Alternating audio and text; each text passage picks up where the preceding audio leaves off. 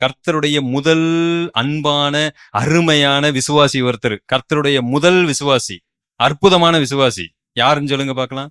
முதல் விசுவாசிங்க ஆபிரகாமா? யாரு? ஆபேல். ஏன்னா ஆதாமை குறித்து கூட பெருசா நாம வாசிக்கிறது இல்ல.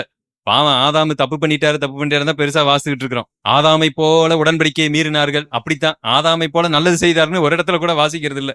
ஆனாலும் நம்ம நம்புகிறோம், பின்னாளில் ஆதாம் அந்த தோளுடையெல்லாம் ஆண்டவர் தச்சு போட்டதுனால அவர் ஒரு விசுவாசித்திருப்பார். நமக்கு அதை விட்டுறலாம், அது ஒரு டிபேட்டபிள் சப்ஜெக்ட். முக்கியமா எங்க போறோம் அடுத்து?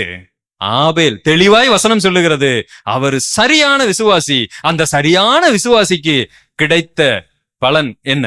சாவுங்க. ஃபர்ஸ்ட் கர்த்தருடைய விசுவாசிக்கு கிடைத்தது சாவு.